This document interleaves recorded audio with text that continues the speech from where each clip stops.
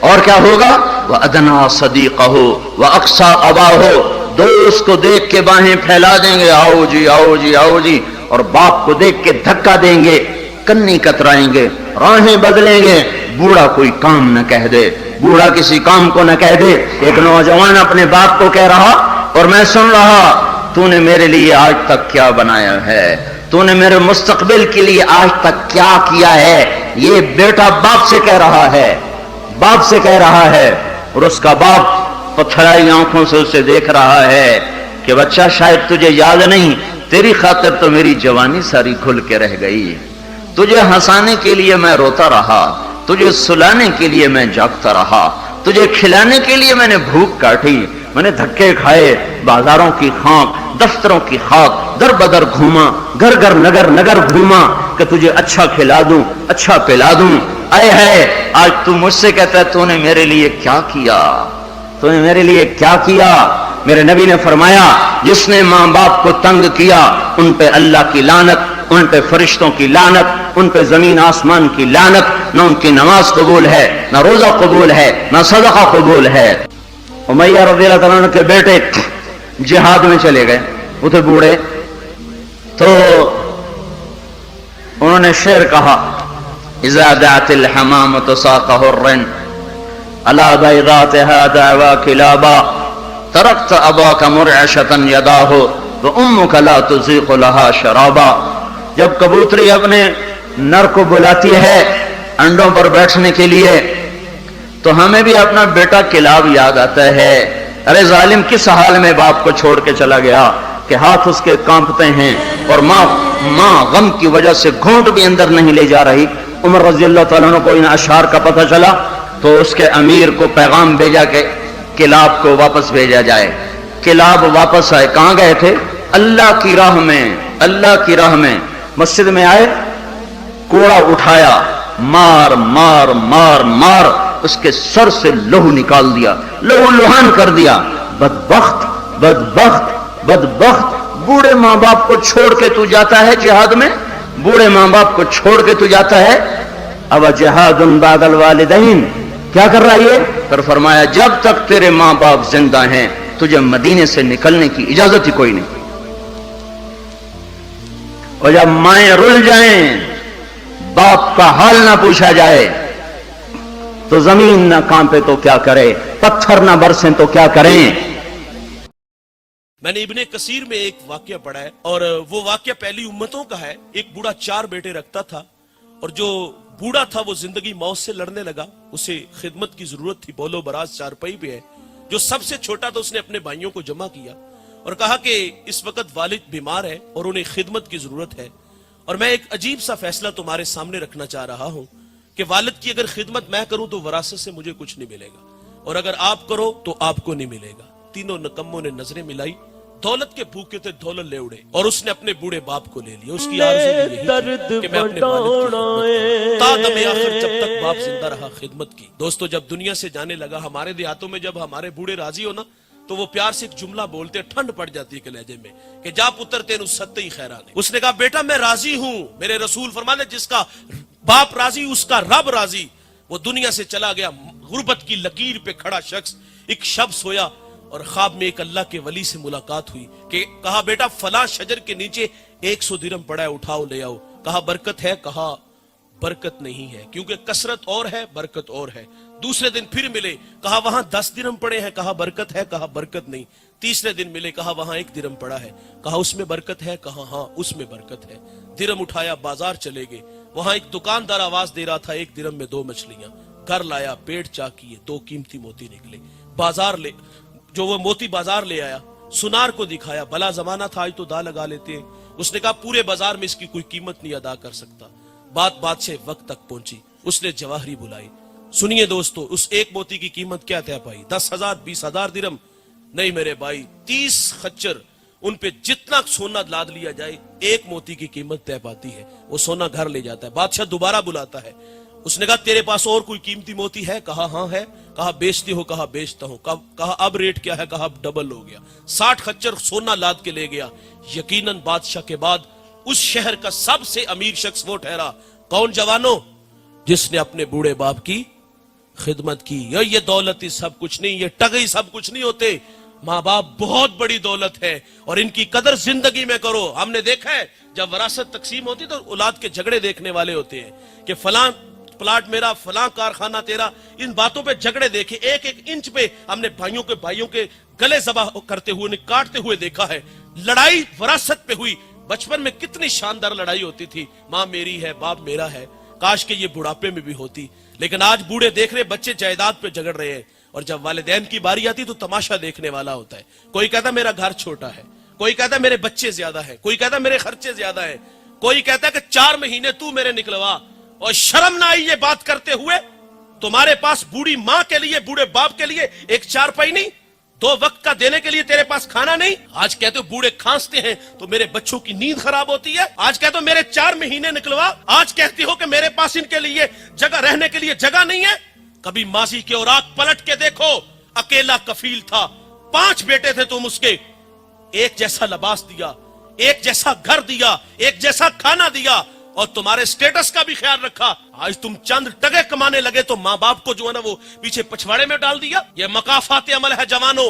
آج جیسا اپنے ماں باپ کے ساتھ سلوک کرو گے تیار رہنا, یہ بچے جوان ہوں گے اور تمہیں بھی اٹھا کے باہر پھینکیں گے. ان کی قدر ان کی زندگی میں ہے. یہ خوشبو ان کے گھر جائے گی, ان کا دل دکھے گا. ارے جب تو کھانا پکاتا ہے, پڑوسیوں کو خوشبو جائے گی, ان کے دل پر کیا بیتے گی. تو جب تو شاپر بھر کے اپنی بیوی کے لیے باپ کے سامنے سے گزر رہا ہوتا ہے, اس میں باپ کے اوپر کیا بیت رہی ہے.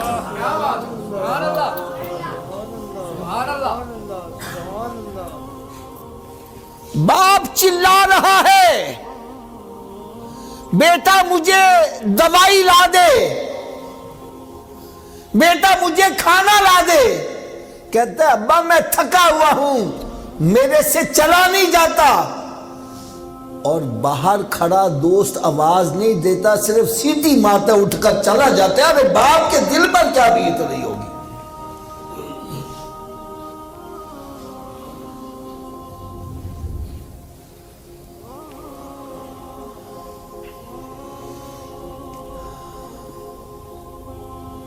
باپ کہتا ہے بیٹا مجھے چیز لا دے.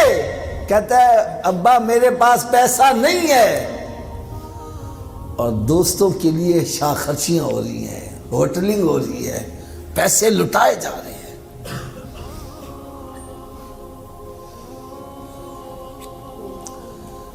یقین جانو دکھ والی باتیں کہہ رہا ہوں, یہ میرے دل کا درد ہے جو جا کے لوگوں کو سنا رہا ہوں. ایک باپ ہے, 10 بچے ہیں اس کے, 10 کی پرورش کر رہا ہے, اور 10 مل کر ایک باپ کی پرورش نہیں کر رہے.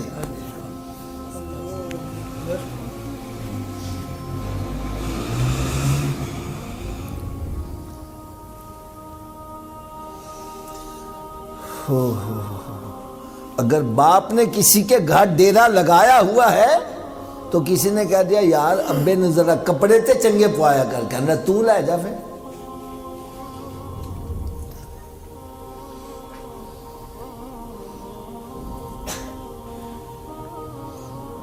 اگر کوئی کہتا ہے یار باپ جی ذرا تیل سیوا کرو, میں بچیاں نہ ٹھڈ پالا کہ باپ نہ پالا.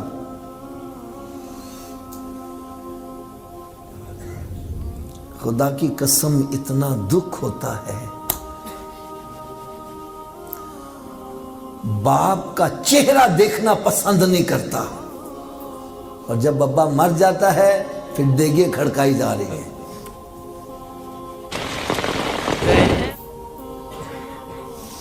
میں آپ کو اپنا ذاتی واقعہ سناتا ہوں. ہمارے ایک بڑے محسن ہیں, 2 بھائی سکے ایک ہی گھر میں رہتے اور ایک ہی جگہ کاروبار, لیکن ایک دوسرے کی شکل دیکھنے کے لیے تیار نہیں. ہاں جی قاری صاحب ذرا بڑی توجہ سے سننا. ایک دوسرے کی شکل دیکھنا پسند نہیں کرتے. بڑا بھائی عمرہ کرنے گیا, پیچھے چھوٹا بھائی فوت ہو گیا. اب بھائی کیا کہتا ہے, اے میرے پرا نو دفن نہ کرنا, میں ادا چہرہ دیکھنا ہے.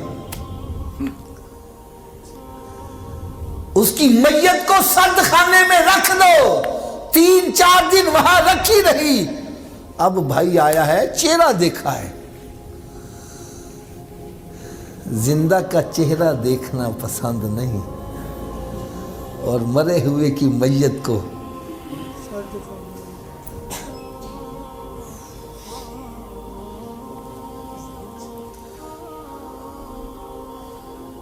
میرے آقا صلی اللہ تعالی علیہ وسلم نے ارشاد فرمایا اس کی ناک خاک میں مل جائے، خاک میں مل جائے، خاک میں مل جائے، یعنی وہ ذلیل و خوار ہو جائے۔ صحابہ کرام علیہم رضوان ایک دم تڑپ گئے کہ یہ کس کے بارے میں کہا جا رہا ہے اور کہہ کون رہا ہے؟ ارے یہ اس کی زبان سے نکل رہا ہے جس کے بارے میں قرآن کہہ رہا ہے وَمَا يَنْتِقُ عَنِ الْهَوَىٰ إِنْ هُوَ إِلَّا وَحْيٌ يُوحَىٰ، کہ میرا محبوب اتنی دیر تک بولتا نہیں، جب بھی بولتا ہے کلام الہی ہوتا ہے، کہ کلام خدا ہے، کلام محمد، اسی سے سمجھ تو مقام محمد، کہ دو عالم خدا کی رضا چاہتے ہیں اور خدا چاہتا ہے رضا محمد۔ نعرہ تکبیر، نعرہ رسالت، نعرہ حیدری۔ صحابہ کرام علیہم رضوان تڑپ گئے، یا رسول اللہ صلی اللہ علیہ وسلم کس کی ناک خاک میں مل جائے؟ فرمایا جس کی زندگی میں اس کے ماں باپ بڑھاپے کو پہنچے اور ان کی خدمت کر کے وہ جنت نہ حاصل کرے، اس جیسا بدبخت بندہ ہی کوئی نہیں۔ بہت زیادہ دیندار ہونے کا دعویٰ کرتے ہیں اور بہت زیادہ نیک بننے کی بات کرتے ہیں، کبھی کبھی ان کی زندگی میں بھی شیطان کی ورگلانے کی وجہ سے وہ اپنے ماں باپ کی نافرمانی کرتے ہیں، اور ماں باپ کی نافرمانی آج کل کے نوجوان گناہ سمجھتے ہی نہیں ہیں۔ ماں باپ کو ڈانٹنا، ماں باپ کی نافرمانی کرنا، بلکہ ماں باپ کو کی بے عزتی کرنا آج یہ فیشن بنتا جا رہا ہے۔ بلکہ یہ بھی ہوتا ہے کہ ان کو کیا سمجھتا ہے، ان کا دور تو الگ تھا، یہ تو بڈھے ہو گئے ہیں، ان کو عقل نہیں ہے، ان کا دماغ نہیں چلتا ہے، یہ تو جاہل ہے، یہ تو ان پڑھ ہے، ہم پڑھے لکھے لوگ ہیں۔ اچھی طرح یاد رکھنا میرے پیارے آقا صلی اللہ علیہ وسلم کے دیوانوں، ذرا دل پہ ہاتھ رکھ کر اللہ کے رسول علیہ السلام کا ایک فرمان سنو۔ سرکار مدینہ مصطفیٰ کریم رؤوف الرحیم صلی اللہ علیہ وآلہ وسلم فرماتے ہیں قیامت کے دن ایک بندے کو حاضر کیا جائے گا اور اس کے نام اعمال میں ہر نیکی موجود ہوگی، پہاڑوں جیسی نیکیاں وہ لے کر کے آئے گا۔ اس کی نیکیوں کو دیکھ کر کے حدیث پاک کا مفہوم ہے، اس کی نیکیوں کو دیکھ کر کے اہل محشر حیران ہوں گے کہ اس کے پاس نیکیاں کتنی ہیں۔ بہت زیادہ نیکیاں وہ لے کر کے آئے گا اور اس کی نیکیاں جب میزان پہ رکھی جائے گی تو میزان بھاری ہو جائے گا۔ وہ تصور کرے گا کہ انقریب میں جنت میں جاتا ہوں، لیکن جب میزان پہ اس کی نیکی رکھی جائے گی تو اس کے نام اعمال میں گناہ نہیں ہوں گے، اس کے نام اعمال میں گناہ نہیں ہوں گے، نیکیاں ہی نیکیاں ہوگی۔ اور جب اس کی نیکیاں تولی جائے گی تو میزان اس کی نیکیوں سے بھر جائے گا۔ وہ خوش ہوگا، رہا ہوگا، وہ دیکھ رہا ہوگا کہ انقریب جنت کا پروانہ ملنے والا ہے۔ ایسے میں کاغذ کا ایک چھوٹا سا ٹکڑا اس کے گناہ کے پلڑے میں گرے گا۔ جب اس کے گناہ کے پلڑے میں چھوٹا سا کاغذ کا ٹکڑا گرے گا تو اس کی ساری زندگی کی نیکی ہلکی ہو جائے گی اور اس کے گناہ کا پڑنا بھاری ہو جائے گا، اور حکم ہوگا فرشتوں اس کو منہ کے بل گھسیٹتے ہوئے جہنم میں لے کر کے جاؤ اور اس کو جہنم کے اندر پھینک دو۔ لوگ حیران ہوں گے، وہ بھی حیران ہوگا کہ میں نے ساری زندگی نیکیاں کی، یعنی سال میں عمرے بار بار کیے، روزے رکھے، حج کیے، زکات دیے، صدقات دیے، میں نے بہت ساری نیکیاں کی، پہاڑوں جیسی نیکیاں کی ہیں، لیکن اس چھوٹے سے کاغذ کے ٹکڑے کے اندر آخر کون سا گناہ لکھا گیا ہے، میری کون سی بھول لکھی گئی ہے، میں کہاں پر زندگی میں چوک گیا ہوں کہ اس چھوٹے سے کاغذ کے ٹکڑے نے میری ساری زندگی کی نیکی کو ہلکی کر دیا۔ اس وقت وہ بندے کو جب فرشتے منہ کے بل گھسیٹتے ہوئے جہنم کی طرف لے کر کے جاتے ہوں گے، اس وقت وہ بندہ کہے گا مولا میں جہنم میں تو جا رہا ہوں، لیکن مجھے یہ بتایا جائے آخر میری ساری زندگی کی نیکی جس ایک گناہ کی وجہ سے ہلکی ہو گئی، اس چھوٹے سے کاغذ کے ٹکڑے میں لکھا کیا تھا؟ آخر کون سا گناہ لکھا تھا جس کی وجہ سے میری زندگی کی نیکیاں ہلکی ہو گئی، میری زندگی کی نیکیوں نے مجھے سہارا نہ دیا، میری زندگی کی نیکیوں کے باوجود میں کامیاب نہ ہو سکا؟ تو قدرت کی طرف سے جواب آئے گا بندے تو نے ایک مرتبہ اپنی ماں سے یا اپنے باپ سے چلا کر کے بات کی تھی، صرف ایک بار چلا کر کے بات کی تھی، صرف ایک بار چلا کر کے بات کی تھی، وہ ایک بار چلا کے بات کرنے والا گناہ اس کاغذ کے ٹکڑے میں لکھا ہوا ہے جس کی وجہ سے تیری ساری زندگی کی نیکی ہلکی ہو گئی۔ ایک चिल्ला कर माँ या बाप से बात करने वाले की जिंदगी की सारी नेकी हल्की हो जाएगी। आप मुझे बताएं मेरे प्यारे आका सल्लल्लाहु अलैहि वसल्लम के दीवानों, जो माँ बाप को अहमियत ही नहीं देते। आजकल के नौजवान लड़के और लड़कियां अल्लाह अकबर 2-2 घंटा मोबाइल पर अपने नाजायज ताल्लुकात के हवाले से बातें करते हैं। माँ इंतजार करती है कि मेरा बेटा मुझसे मेरी खैरियत तो पूछेगा, बूढ़ा बाप इंतजार करता है मेरा बेटा मेरे पास बैठ करके कुछ खिदमत तो करेगा। लेकिन अफसोस की बात है, लड़कियों के लिए टाइम है, दोस्तों के लिए टाइम है, कैरम क्लबों के लिए टाइम है, ताश के पत्तों के लिए टाइम है, होटलों के लिए टाइम है, पिकनिक के लिए टाइम है, सब के लिए टाइम है, लेकिन बूढ़े माँ बाप के लिए टाइम नहीं है। जिन माँ बाप ने जिंदगी का सबसे ज्यादा वक्त हमें दिया है, माँ बाप ने सबसे ज्यादा टाइम हमें दिया है, उन माँ बाप के लिए हमारे पास टाइम नहीं है। हर एक के लिए टाइम है। मेरे आका अलैहिस्सलाम के दीवानों, सबके लिए मोहब्बतों की सौगातें हैं,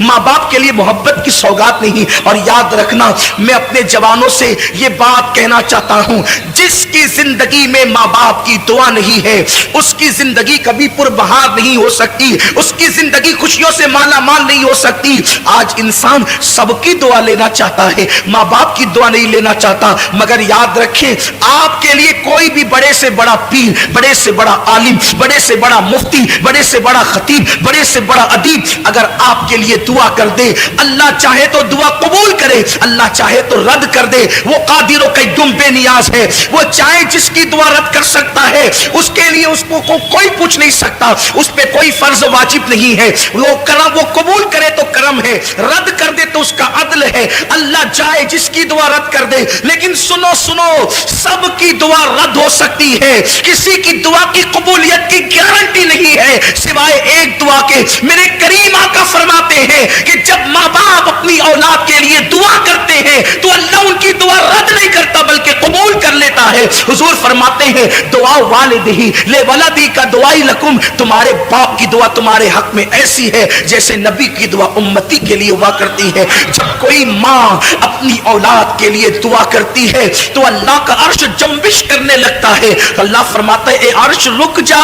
अर्श कहता है, कैसे रुकूं? आज एक माँ अपनी औलाद के लिए दुआ कर रही है, जब तक तू उसकी दुआ कबूल न करेगा मैं रुकना, मैं हिलना बंद नहीं करूंगा। कुदरत की तरफ से जवाब आता है, तूने हिलना बाद में शुरू किया, हमने तो उससे पहले उसकी दुआ को कबूल फरमा लिया। आज